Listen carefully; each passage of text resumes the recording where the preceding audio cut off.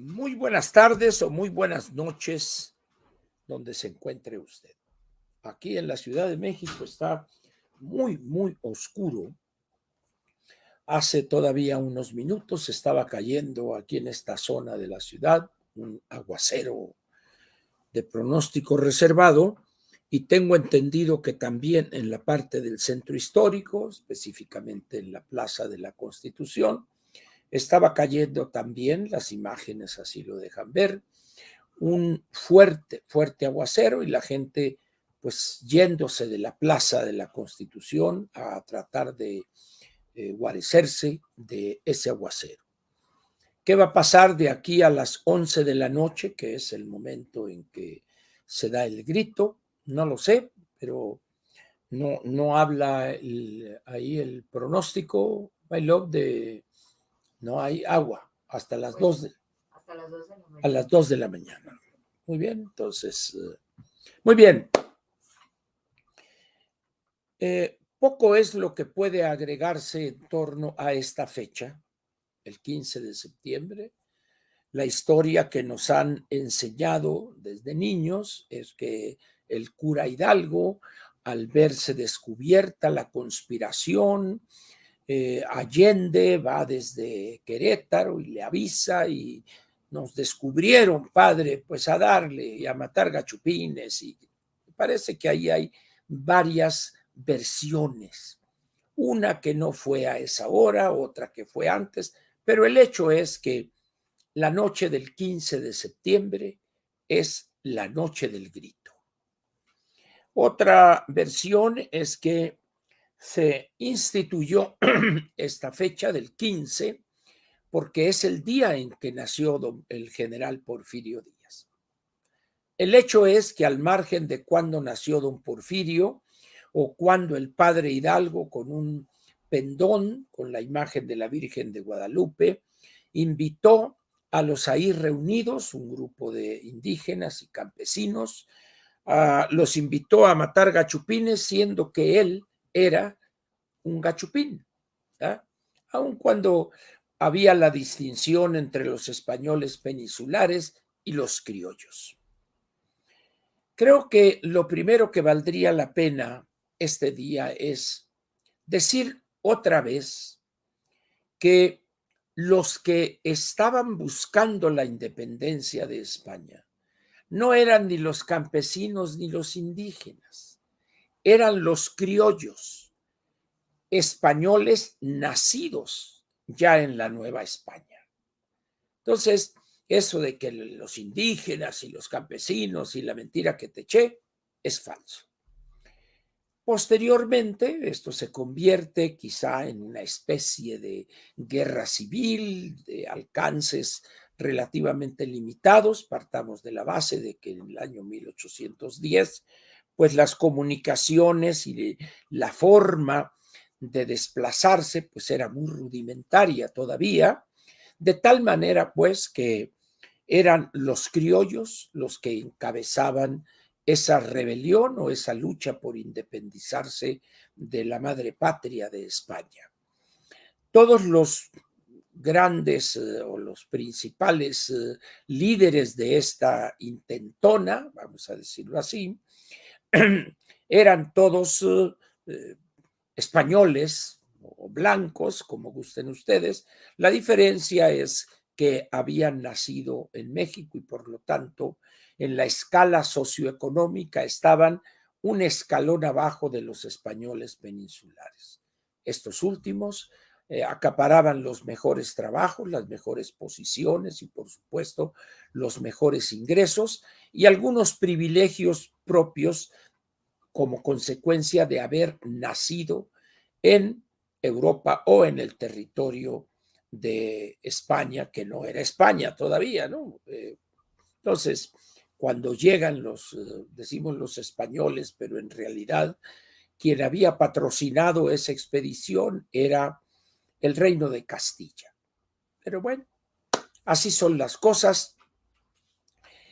Y se fue, bueno, pronto, en el año de 1811, Hidalgo, Morelos, creo que es el 1800, no me acuerdo si también fue el 11, fue fusilado el 22 de diciembre de 1811, creo también, Morelos, en lo que era un pequeño o un barrio de la metrópoli de la Nueva España, en Ecatepec, lo que hoy es Ecatepec, y por eso se llama Ecatepec de Morelos, porque ahí fue fusilado José María Morelos y Pavón. O creo que fue un poco después, pero bueno. Eh, muerto el padre Hidalgo, muertos los principales dirigentes, cobra vida propia ese movimiento. El padre Hidalgo estaba en el puerto de Las Cruces, en los que hayan hecho alpinismo sabrán a qué me refiero.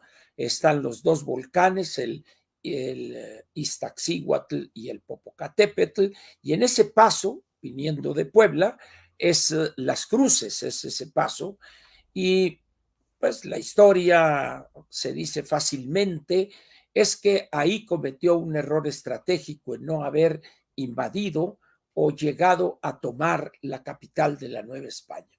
Pero eso es historia.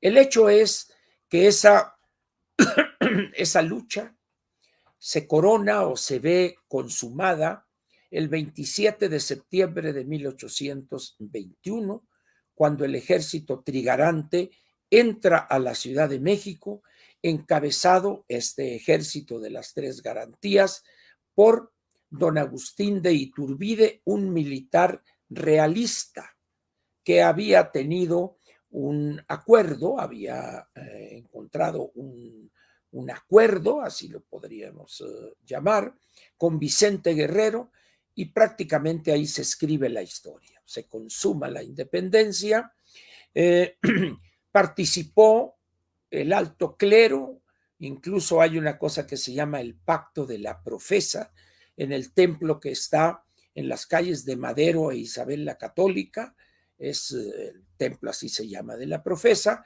y allí creo que el virrey y el arzobispo ahí participaron en esas negociaciones o en la decisión, etcétera, etcétera. Esa es la historia que nos enseñaron cuando estábamos en cuarto año de primaria.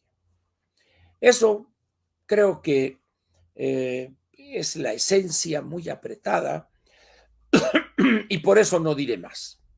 Lo que sí voy a decir es, antes de empezar, diré salucita. Aquí está. Los conocedores sabrán que esta copa es un caballito y el líquido vital que está en este caballito, pues ya saben ustedes que es ese elixir, que es un tequila. No diré el tequila, qué marca, qué casa tequilera en Jalisco es, pues porque eso está prohibido. Pero, pues yo diré salucita, señores.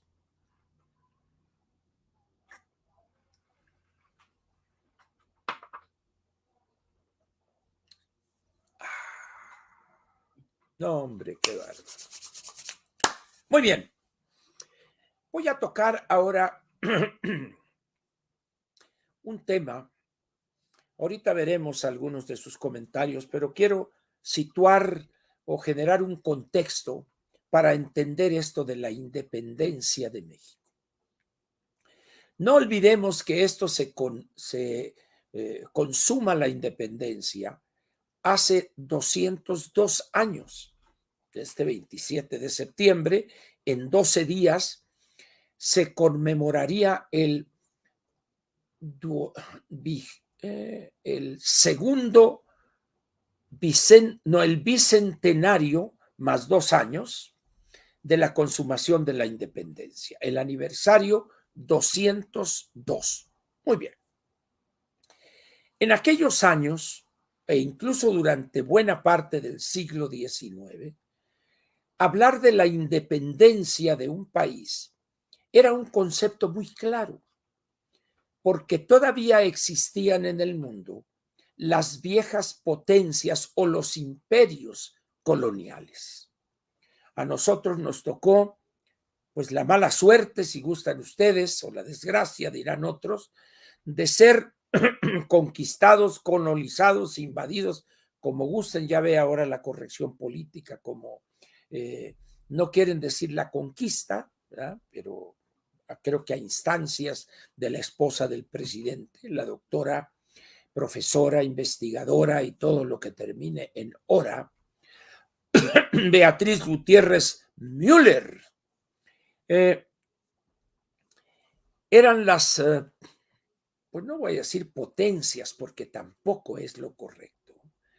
El concepto de potencia empieza a usarse cuando surge el capitalismo ya formado y el imperialismo en la forma que se conoció durante buena parte del siglo XX. En aquellos años de 1821 eran los viejos imperios coloniales.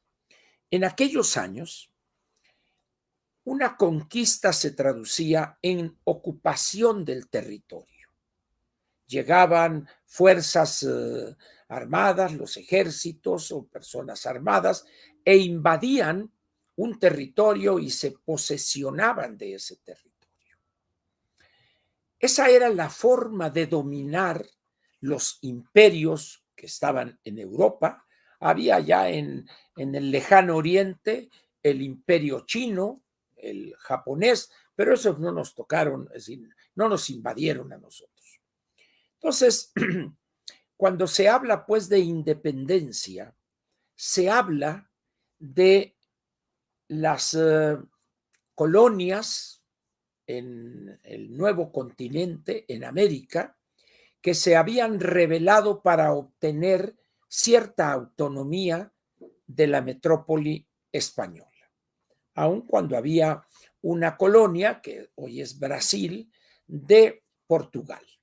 Pero prácticamente el resto de América Latina eran colonias o eran posesiones, territorios dominados por España.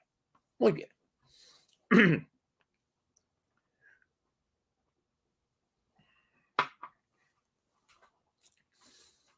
Esa lucha cambia de carácter a partir de 1821. ¿Por qué?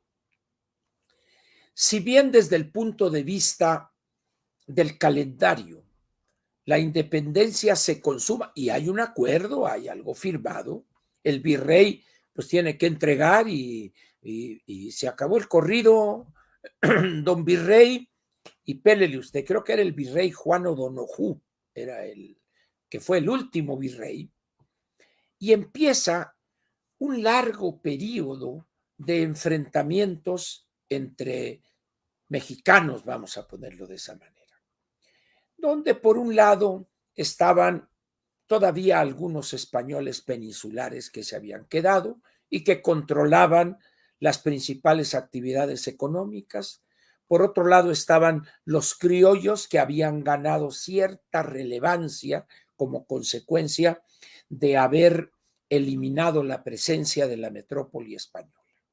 Bien, México independiente tiene su primer presidente de la República en la persona de don Félix María González, conocido como Guadalupe Victoria.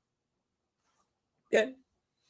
Guerrero es entregado por un traidor, Picaluga, creo que era su apellido, es entregado, fusilado, y se da una serie de, no sé si llamarlo cuartelazos o azonadas militares, que culminan, pues quizá en la etapa donde empieza a darse la estabilización, que es en la Reforma, donde ya de alguna manera ya estaba constituido México, ya nos habíamos perdido más de la mitad de nuestro territorio en favor de los Estados Unidos de América.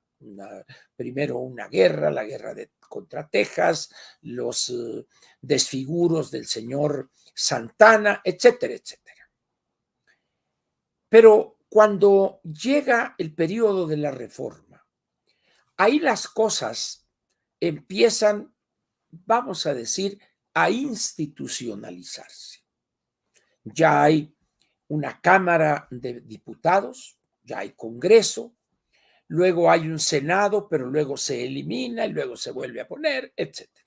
Pero ya México tenía para esas fechas, acercándose ya los años 1870, 1880, ya habíamos pasado la invasión francesa, etcétera, etcétera.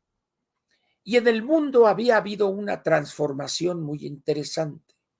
Las viejas potencias imperiales, no imperialistas, las viejas potencias imperiales habían perdido la mayor parte de sus colonias. En América Latina, por ejemplo, prácticamente habían perdido todo, prácticamente, habían perdido todo. Las otras potencias imperiales todavía conservaban presencia en el continente africano, dado el gran atraso que había en las sociedades que habitaban esos territorios que se apoderaron, por ejemplo, Bélgica, un poco Alemania, Francia, Estados Unidos incluso. Hay un país que todavía se llama Liberia, a donde mandaron a grupos de esclavos. Liberia es el nombre para dar la idea de libertad, ¿verdad? Y así es el mundo allá alejado de nosotros, pero ahí hay un cambio importante que dura prácticamente todo el siglo XX. El capitalismo como modo de producción, como modelo de desarrollo económico, ya es el dominante y empieza una nueva dominación que ya no es por controlar territorios, ya no es invadir otros países y ponerse ahí, no, es simple y sencillamente dominar a los gobiernos de esos países para colocar sus productos de las metrópolis, de los nuevos países, ahora sí, imperialistas. Y si nos atenemos a la definición de Lenin, el imperialismo, fase superior del capitalismo, donde ya el activo fundamental no era el territorio y los esclavos o las personas, sino el capital y los mercados, por supuesto. A partir de fines del siglo XIX, entonces, ya los países son independientes, de acuerdo al viejo concepto de separarse o emanciparse de de los viejos imperios coloniales o colonizadores. Entonces, ya el concepto de independencia no tenía mucho sentido a fines del siglo XX. Ya no. ¿Por qué? Porque de quién se iba a independizar México a fines de los años 80, 90 del siglo XIX o de principios del siglo XX, si ya México era un país independiente. Por lo tanto, y esto es importante entenderlo, ahí ya el viejo concepto de independencia, aquel del cual hablamos desde 1810 y se consume el 21, ya no tenía mucho sentido, porque ya el gobierno era de mexicanos, porque ya México era un país independiente, con su propio territorio, sus leyes, su poder legislativo, su poder judicial y su poder ejecutivo. En cambio, en aquella época de 1810 hasta 1821, no eran los mexicanos los que gobernaban, gobernaba el virrey designado por la metrópoli. Ahí sí, el concepto de el verbo independizarse sí tenía sentido, pero ya en los años del porfiriato ya no tenía sentido, porque no había una fuerza de ocupación en México, no había una potencia extranjera que estuviera gobernando. Quedaban algunos países, por ejemplo, la India quizás sería el ejemplo más importante de esto, donde los ingleses eran la potencia que dominaba la India, y la independencia de la India se logra en 1947, si mal no recuerdo. Es decir, es quizá ese país, junto con algunos países africanos, que más tarde obtienen su independencia. Argelia la obtiene en 1962 y por esos años, de los años 60, el resto de países africanos que no eran independientes empezaron a independizarse.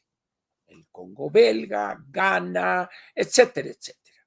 Entonces, prácticamente para los años 70 del siglo XX ya no había colonias en el sentido viejo del término. Entonces, México, pues ya esta cuestión de vamos a independizarnos, pues ¿de quién? De Benito Juárez, que había muerto el 18 de julio de 1872, de don Porfirio, pues si es mexicano, pues como diría aquel, a ver, gáname, le decía el mostachón, le decía al Washington, no me ganas, gáname, gáname, y le pegaba acá, como lo quiero yo, le decía el Washington. Entonces, ya aquel concepto viejo de independencia ya no tenía razón de ser. Y empieza el mundo a modernizarse. Viene la Primera Guerra Mundial, hay un periodo entre guerras, viene la Segunda Guerra Mundial, y a partir de 1945, el mundo empieza a vivir una etapa de relativa paz. Algunos conflictos regionales, todavía se da en Vietnam, donde Indochina era una colonia francesa, toda la península de Indochina. En 1954 son derrotados en la ciudad de Dien Bien Phu, aquella gran batalla histórica de los guerrilleros vietnamitas.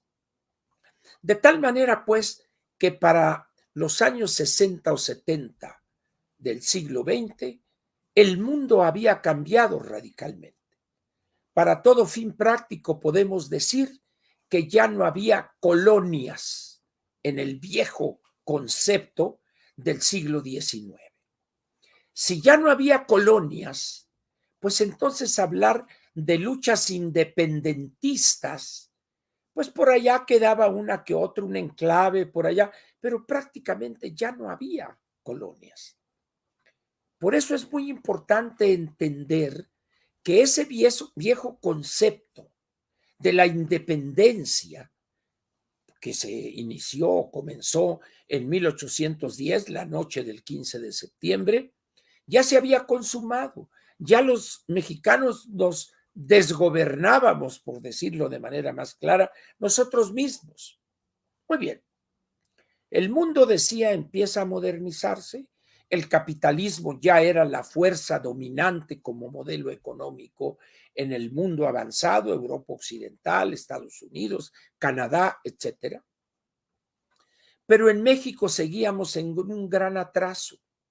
El proyecto modernizador de Porfirio Díaz se interrumpe cuando él tiene que huir, renuncia a la presidencia y se va en mayo de 1911 en el buque el Ipiranga y se va a Francia. Ya se va don Porfirio. Pero dice uno, ¿y cesaron las hostilidades? No.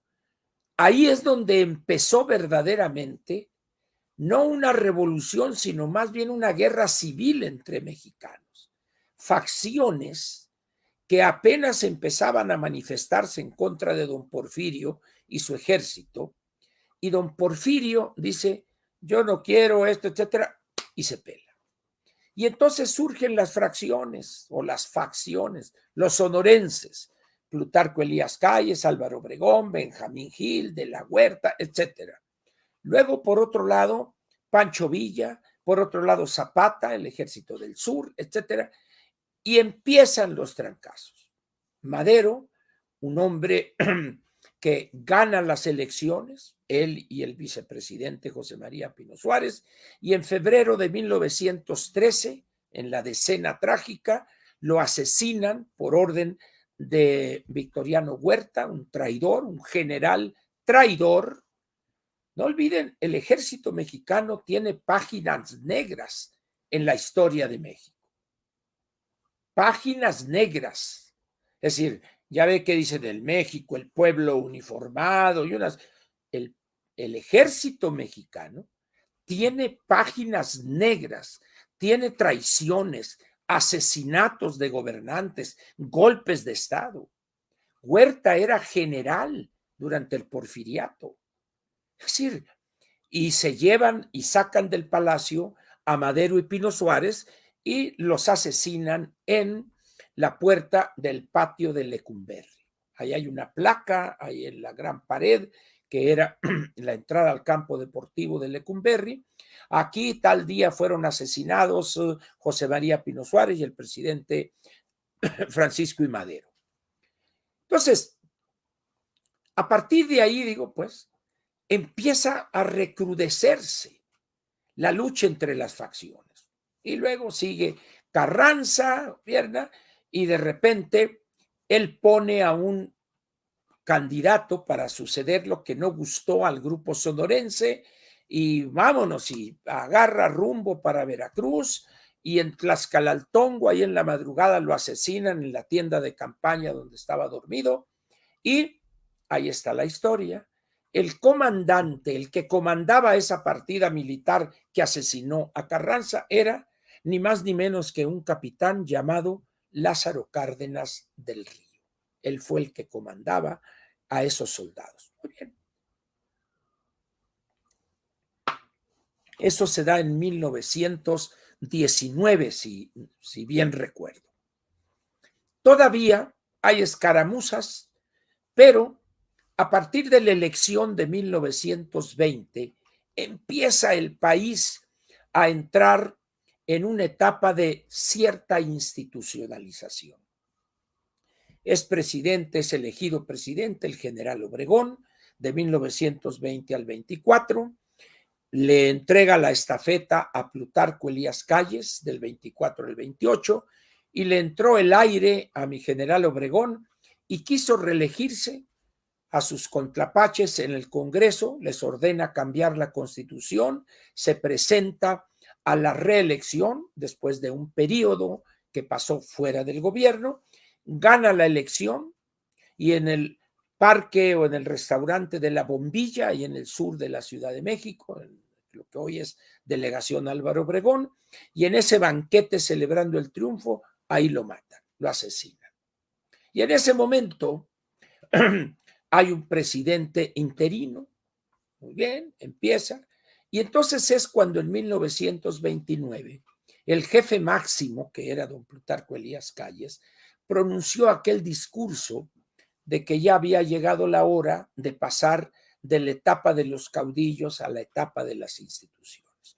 Y el 4 de marzo de 1929 se constituye el Partido Nacional Revolucionario.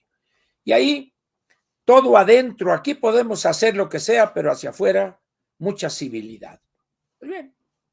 De ahí ya el país empieza ya una vía donde, pues salvo un intento de levantamiento del general Adolfo de la Huerta, que es un fracaso rotundo, y él termina, creo que en Los Ángeles, dirigiendo o propietario de una academia de música en 1900.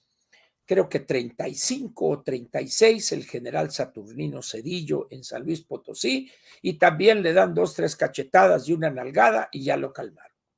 Y a partir de esa época México entra en un periodo de paz y de transferencia legítima, pacífica y legal del gobierno de un triunfador al siguiente. Muy bien. ¿A qué viene todo esto?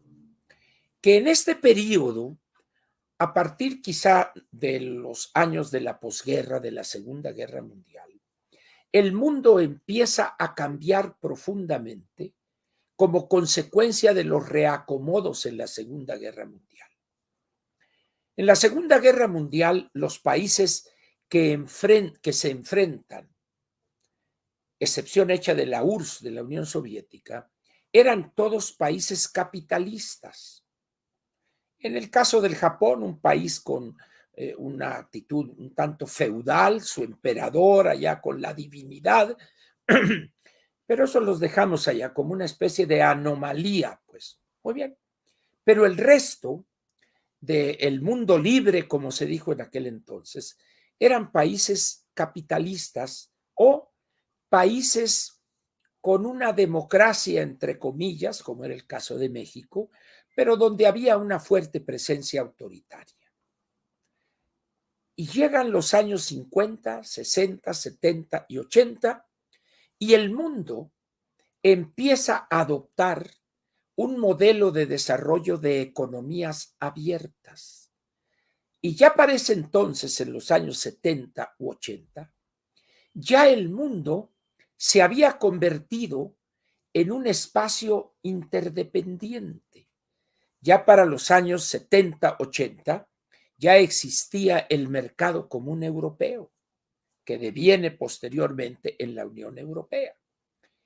Estados Unidos se había consolidado después de la Segunda Guerra Mundial como la primera potencia económica, política y militar, un país que había quedado prácticamente a salvo de la destrucción que generó la Segunda Guerra Mundial, cuyo teatro principal fue Europa, particularmente Alemania, que es casi destrozada completamente.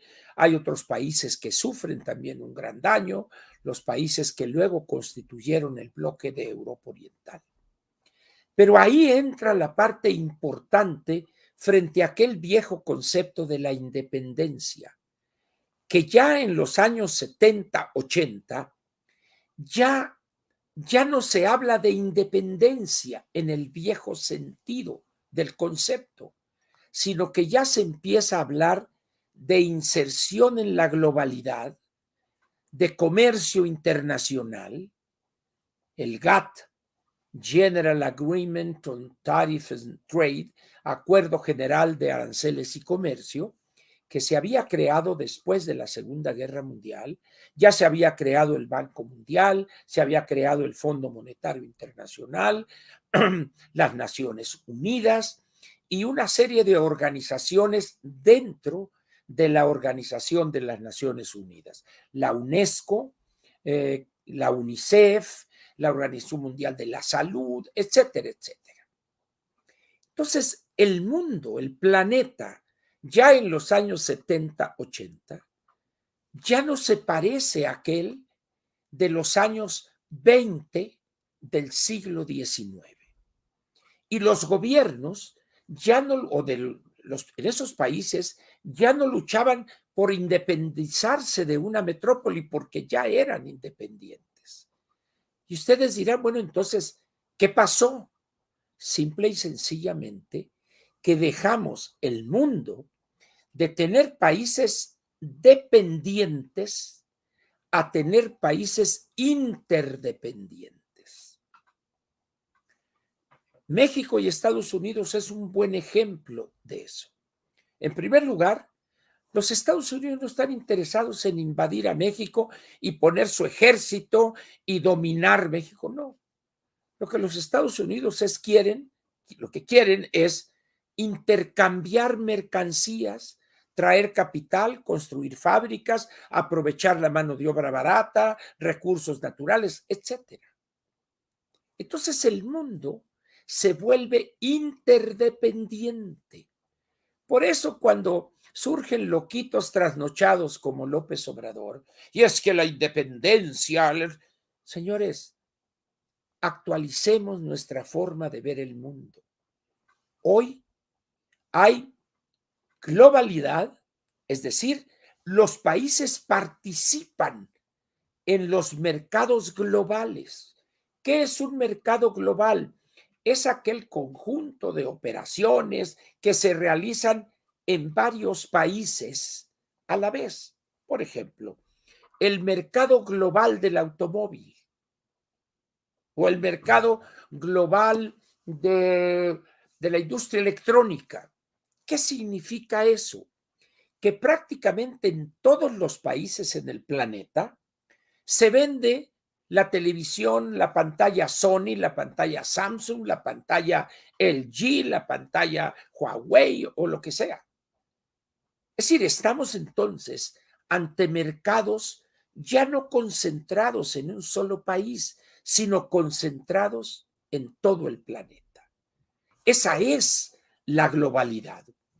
Y los países o las empresas de los países, más correctamente dicho, buscan participar con productos novedosos, de calidad, a un precio accesible en esos mercados globales.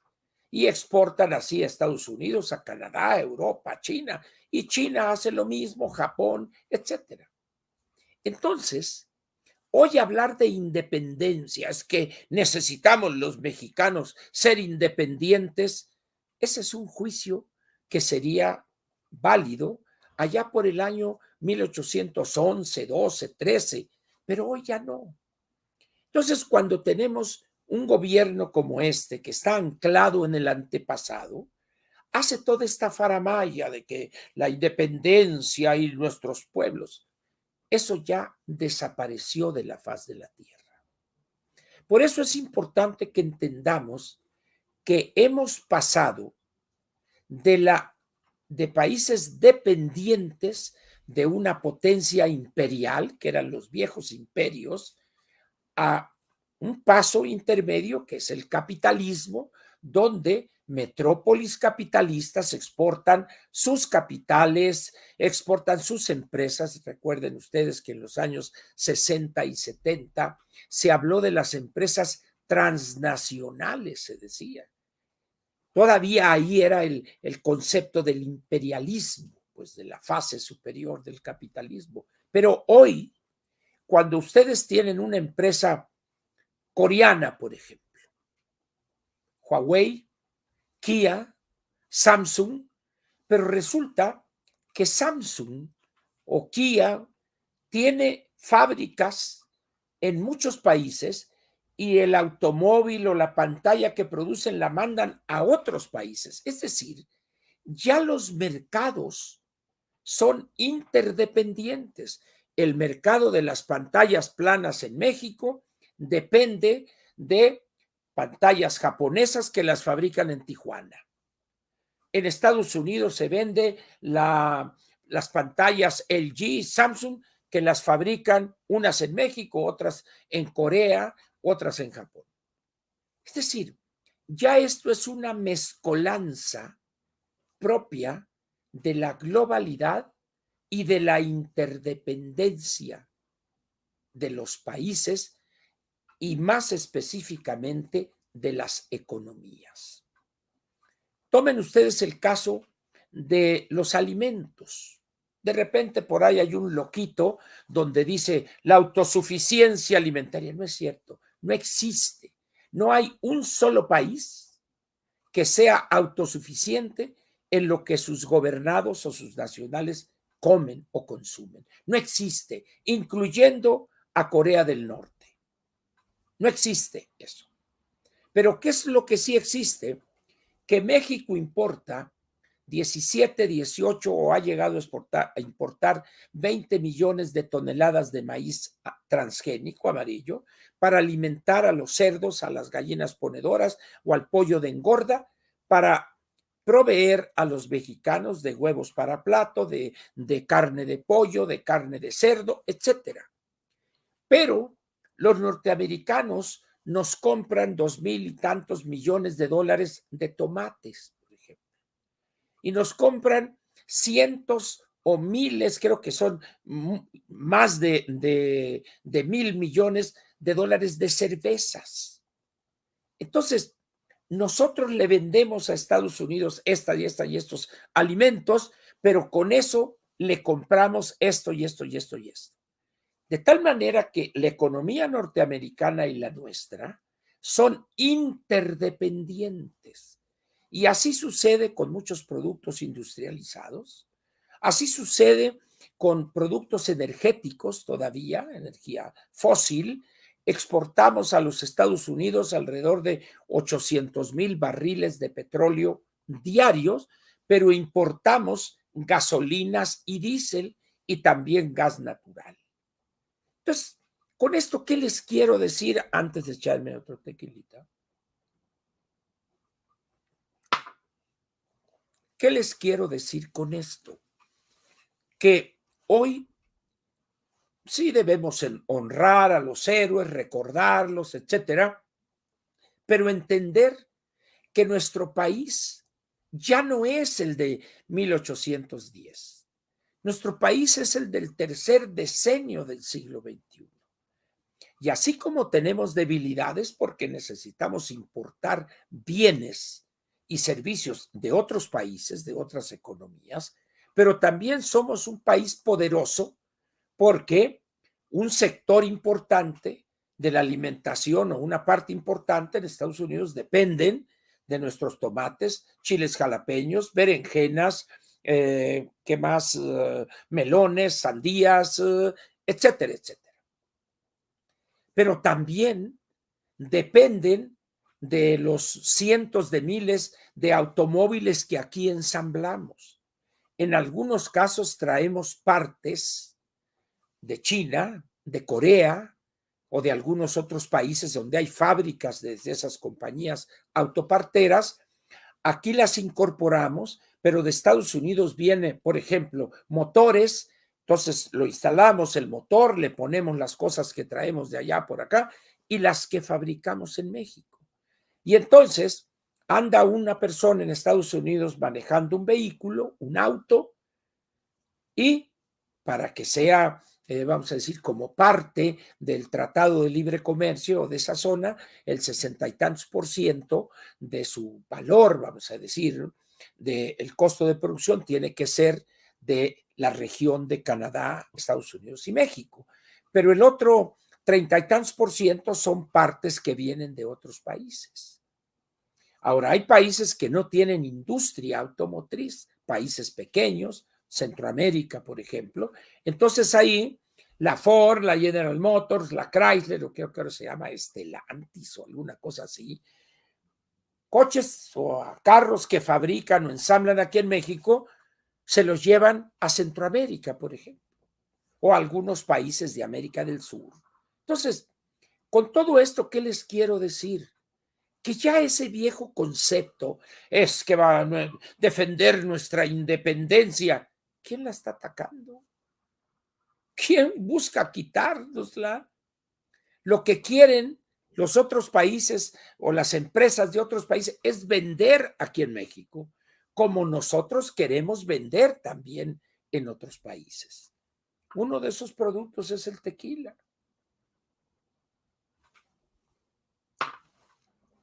En esas condiciones, pues, ¿qué debemos decir hoy en relación con ese viejo y acedo concepto de la independencia de allá de principios del siglo XIX, que México es hoy, al igual que todos los países del mundo, un país interdependiente? Que Hidalgo, que Morelos, y que sí, está bien, nomás que tomen en cuenta una cosa: los problemas que enfrentó el cura Miguel Hidalgo, José María Morelos, Ignacio Allende, la corregidora, el corregidor, lo que quieren ustedes, no son los problemas que enfrentó Juárez en la invasión francesa o en la lucha contra los conservadores. O no es la misma lucha que realizó Porfirio Díaz o que llevó acá porque dijo mejor yo me voy para no ensangrentar a México. Y tampoco es la lucha que debieron realizar los presidentes de los años 20, 30, 40, 50 o 60 e incluso hasta el año 86, 87, cuando México debe abrirse al mundo. Éramos un país independiente y lo somos, pero éramos un país con una economía cerrada, aislados del resto del mundo. Hoy somos una economía abierta, somos un país interdependiente, pero somos un país independiente sin duda alguna, pero eso no es la discusión. La interdependencia no es buena ni mala, es resultado del desarrollo en el mundo. Es interdependiente Rusia, es interdependiente la República Popular China, pero también los Estados Unidos y Canadá, o Francia, o España, el Reino Unido, etcétera, etcétera. Es importante tener claro estos conceptos para no estar anclados en el pasado. Y es evidente que los problemas que enfrentamos hace 10, 15, 20, 30, 40 años y que enfrentamos hoy y vamos a enfrentar mañana, son diferentes a aquellos que esos héroes que nos dieron patria y libertad, pues ni que Hidalgo hubiese sido el Walter Mercado de aquellos años. En aquellos años era aceptable por las condiciones que privaban un pendón de la Virgen de Guadalupe para encabezar un movimiento independentista. Hoy ya no. ¿Por qué? Porque ahora la ley impide que se haga ese tipo de manifestaciones. Eso puede hacerse en un templo, pero no puede salir un partido político porque incluso podría perder el registro con un pendón de la Virgen de Guadalupe para hacer una manifestación rumbo al Zócalo, por ejemplo. Pero en aquellos años sí podía. ¿Por qué? En los sentimientos de la nación de José María Morelos y Pavón, el sentimiento número uno dice: la única religión legal o aceptable, alguna cosa así, es la religión católica. Era una cosa donde la Iglesia Católica era un poder inmenso en aquellos años. Hoy ya no. Tiene fuerza, tiene presencia, negocia, pero ya hay otras iglesias que van ganando poco a poco terreno. Dicho de otra manera, en 200 años el mundo ha cambiado y por esa razón los conceptos que debemos manejar para entender esos cambios o entender los problemas y proponer soluciones es tener una visión actualizada con visión de futuro. No estar arraigado como este gobierno mentalmente en el antepasado y el pasado. Eso no quiere decir que no festejemos. Esta noche estoy desarmado, cabo de turno, como dijo, creo, ¿cómo se llamaba este? Fue en San Luis Potosí, en un cuartel, cabo de guardia, estoy desarmado. Y en su momento me llevan aquí un caballito de tequila y en ese momento ya estoy armado. Vas a terminar. Ahí está. Muy bien. ¿Qué diferencia? Salud, señores.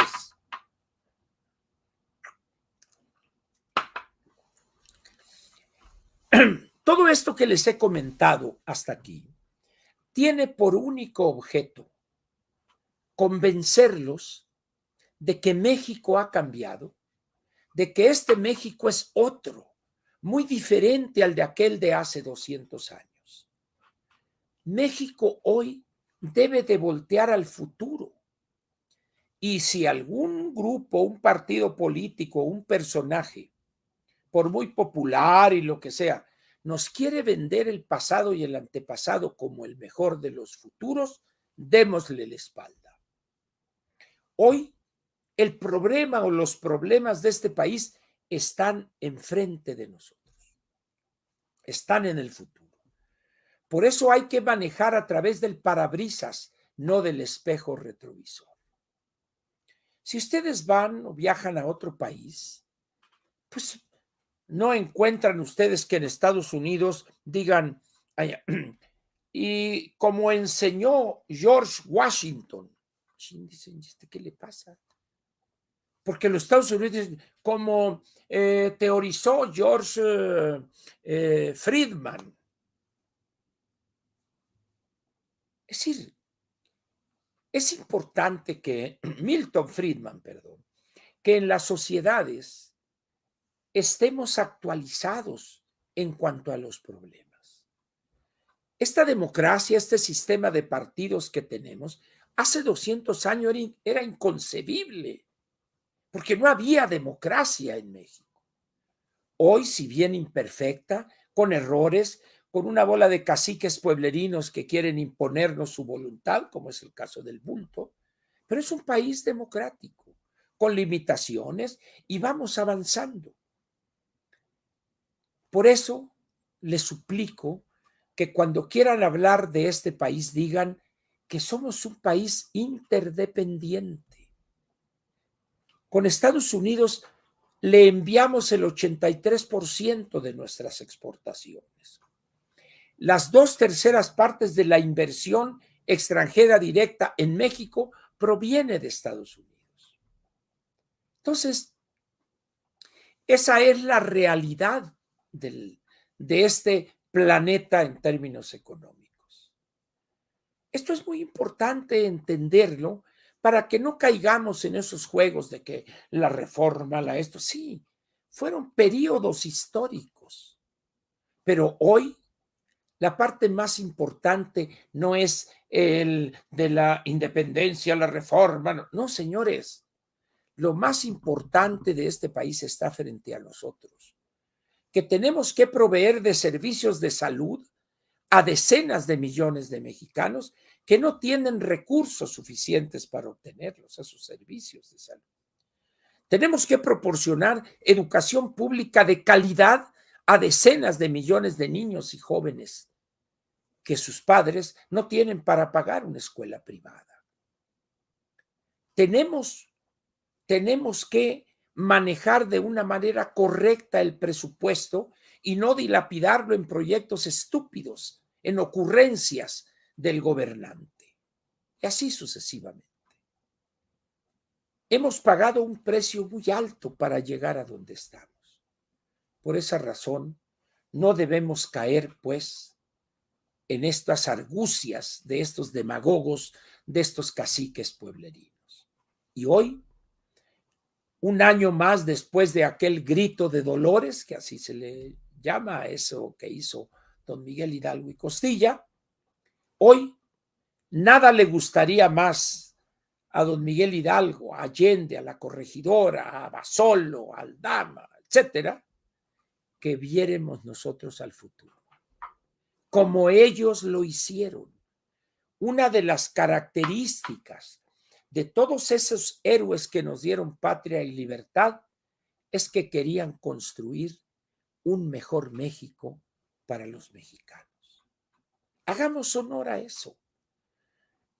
Está bien conocer el pasado para no cometer los mismos errores, pero conozcamos el pasado, los errores que cometimos, analicemos el presente y cuáles son los obstáculos para crecer, pero siempre viendo al futuro. Y por desgracia, pero también como resultado del voto favorable de más de 30 millones de mexicanos a un sinvergüenza, a un demagogo y un ignorante, por eso estamos como estamos, en buena parte. Ya falta 1 año y días para que se vaya. Pero si llega una peor, la anticientífica, por eso necesitamos actualizar nuestra credencial de elector, reponer la que perdimos y no la hemos repuesto, y votar correctamente por todos aquellos candidatos que serían los de la Alianza Va por México, que tienen una visión de futuro. El pasado ya no podemos cambiarlo. El problema del mundo hoy es construir un nuevo futuro. Vamos a incorporarnos a esa gran epopeya de la humanidad en el planeta. Construir el futuro del México de nuestros hijos y nietos, o sentar las bases para ese futuro para ellos, como lo están haciendo los demás países. López Obrador es una anomalía histórica, es una discontinuidad, es un hombre que se quedó, por eso le puse el bulto, se quedó en los años 70. Es el retroceso, es imposible regresar el tiempo. Por eso yo les pido que hoy, día del grito, o 1 año más de esa epopeya que inició don Miguel Hidalgo, recordemos y tengamos presente esto. México es un país interdependiente como todos los de este planeta. Y segundo, la tarea que tenemos frente a nosotros no es regresar al pasado, eso es imposible, sino es sentar las bases de un mejor futuro para nuestros hijos y nietos. Y si esa comprensión la hacemos diciendo salud con este buen tequila, no hay problema que no podamos resolver. Salud, señores. Salud. No puedo decir la marca y la casa que elabora este exquisito tequila. Muy bien, eso es lo que yo les quería comentar en términos o en relación con esta noche. Al margen de que esté un cacique pueblerino en el balcón central de Palacio, que por sus caprichos, por su locura, y como dice que no está en buenas relaciones, no invitó a representantes de los otros poderes, eso no debe ser obstáculo para que disfrutemos esa noche. Veámoslo. Ya verán ustedes las babosadas que va a decir y el espectáculo grotesco que va a dar. Ese es problema de él. Nosotros, el futuro. Recordemos esa noche del 15 de septiembre o la madrugada del 16 de 1810 con un elemento que López el Bulto no entiende. Hay que ver al futuro. Así como esos que querían la independencia de la metrópoli española, así nosotros tenemos que, con nuestro esfuerzo, con nuestra sabiduría, nuestra capacidad, así tenemos que sentar las bases de ese futuro para nuestros hijos y nietos. Y vuelvo a decir salud.